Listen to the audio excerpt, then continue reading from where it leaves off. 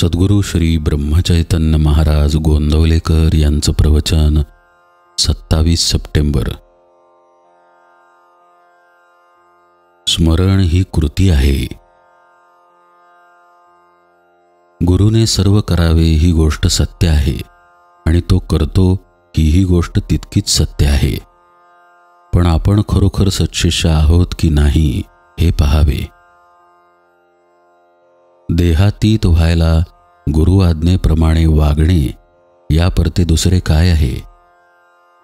मी देह नाही असे म्हणत राहिलो तर केव्हा तरी देहातीत होईन.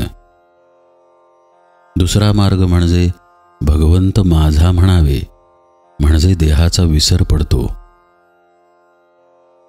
समर्थांचे नाव घेऊन सांगतो की आपला नीतिमार्ग सांभाळा आणि कोणताही प्रसंग आला तरी नामाला विसरू नका. मी जे जे करतो ते ते भगवंताकरिता करतो असे जो म्हणतो तो खरा आणि उत्तम भक्त होय. कर्तेपण घालवायला उत्तम भक्त व्हावे लागते. भक्ताचे लक्षण म्हणजे भगवंत प्राप्तीशिवाय दुसरे काही नको असे वाटणे. भगवंतापासून आपल्याला जे दूर सारते ते खरे संकट होय. तोच काळ सुखात जातो की जो भगवत स्मरणात जातो.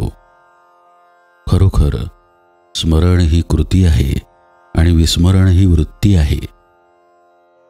भगवंताचे स्मरण करणे म्हणजे हवन करणे होय आणि अभिमान नष्ट करणे म्हणजे पूर्णाहुती देणेच होय.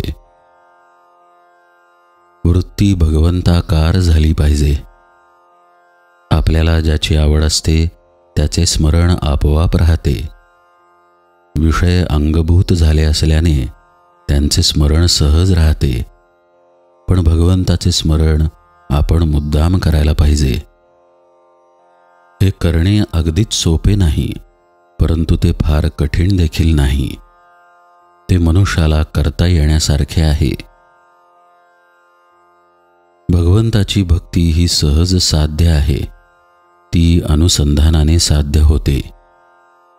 अनुसंधान समजून केले पाहिजे. तिथे अनुभव लवकर येईल. पहाऱ्यावर शिपाई जसा जागृत राहतो त्याप्रमाणे अनुसंधान जागृत ठेवले तर विषयांच्या संकल्पाचे पाय मोडतील. चोर चोरी करायला केव्हा येईल हे ओळखून अनुसंधान चुकू देऊ नये. ताप आला की तोंड कडू होते. मग जिभेवर साखर जरी चोळली तरी तोंड गोड होत नाही.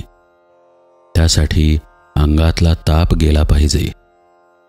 त्याप्रमाणे वरवर क्रिया करून दुःख नाहीसे होणार नाही. त्यासाठी अनुसंधानच पाहिजे.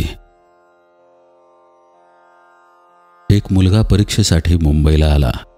परीक्षा होईपर्यंत तो अडकून होता.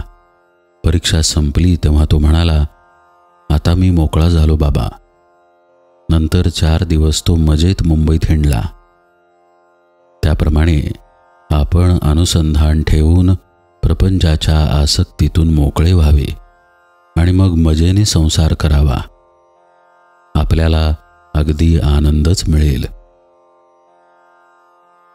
उंबरठ्यावर दिवा ठेवला असताना ज्याप्रमाणे दोन्ही बाजूला उजेड पडतो त्याप्रमाणे भगवंताचे अनुसंधान हा उंबरठ्यावरचा दिवा आहे.